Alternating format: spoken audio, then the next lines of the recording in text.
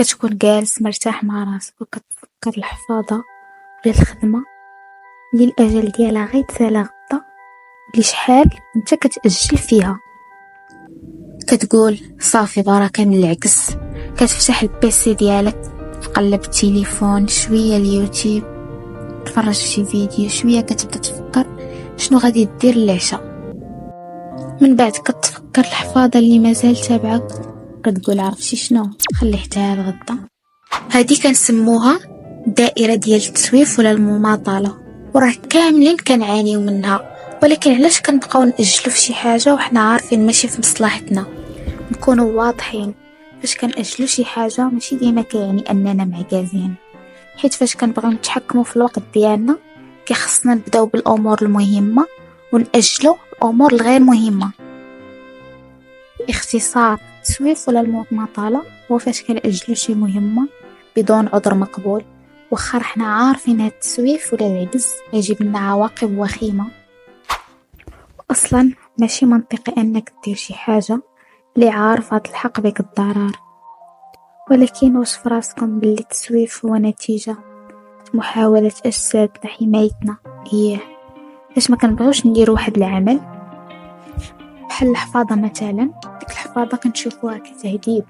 فاش كتفكر راه مازال تابعك الحفاظة وعندك امتحان غدا، المخ ديالك كيستجيب هذا الامر بنفس الطريقة باش انت كتعرض للخطر. تبع معايا، اللوزة الدماغية مجموعة من الخلايا العصبية كتفرز هرمون الأدرينالين اللي هو سبب الخوف اللي كيجينا. فص الستريس الناجم على الإجهاد، كتجي قشرة الفص الجبهي هي اللي كتعكزك، لأنها هي المسؤولة عادة على التفكير على المدى الطويل والتحكم في العواطف. وسط هذاك الستريس والخوف اللي كتحس به، كتقرر عزيزي المعكاز أنك تتعامل معاه عن طريق التجنب ديالو. من بعد كيجي الشعور بالذنب، ولكن خاصنا نفهموا واحد الحاجة، بلي حنا غالبا كنأجلوا الأمور اللي كتحسسنا بالخوف، النقص ولا عدم الأمان. داروا واحد الدراسة على الطلبة ديال الجامعات واكتشفوا أن المشاركين كانوا كيأجلوا المهام اللي كتجيهم صعيبة، وكلما زادت صعوبة هذه المهمة كلما قاموا بتأجيلها. فواحد التجربة عطاو للتلاميذ منبه كيفكرهم بالدراسة على مدار اليوم. فاش كانوا كيتوقفوا باش يقراو شوية، قالوا هاد التلاميذ بلي هذاك الشيء اللي كانوا كيقراو ما كان صعيب كما كانوا كيتوقعوا، ولكن فاش كانوا كيأجلوه كانت الفكرة ديال الدراسة كتجيهم صعيبة لدرجة أنهم ما كيقدروش حتى يبداو.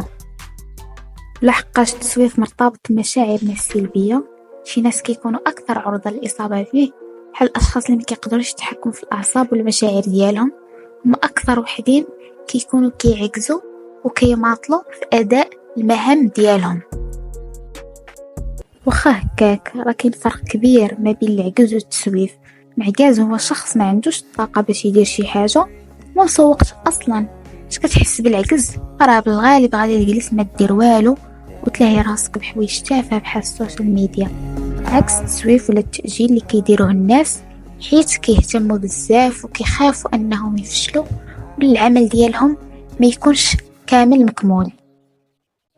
مهما كان السبب ديال هذا التسويف كتكون عنده نتيجة وحده، هي الاكتئاب، القلق، التوتر والامراض المرتبطة بالستريس.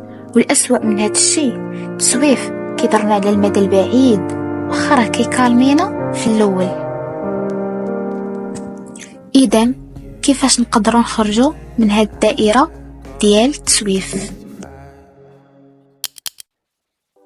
شحال هادي الناس كيحسب ليهم بلي الا انضبطوا وجراو الوقت ديالهم غيتهناو من هذا المشكل، ولكن الباحثين اكتشفوا العكس. فاش كتزير راسك راك غير كتزيد هذيك المشاعر السلبيه المسؤوله على التسويف. اللي خاصك دير هو انك تعالج وتقلل من هذه المشاعر السلبيه. من بين هاد الطرق هي انك تقسم المهمه، سواء كانت حفاظه او خدمه، لخطوات صغار، ولا تشد شي ورقه تكتب فيها علاش هذيك المهمه كتستريسيك. أيضا تكافئ راسك على أبسط خطوة درتيها وما تبقاش شابع المثالية. وأهم حاجة هي أنك تبعد على المشتتات ولا تحاول تقلل منهم، بحال السوشيال ميديا مثلا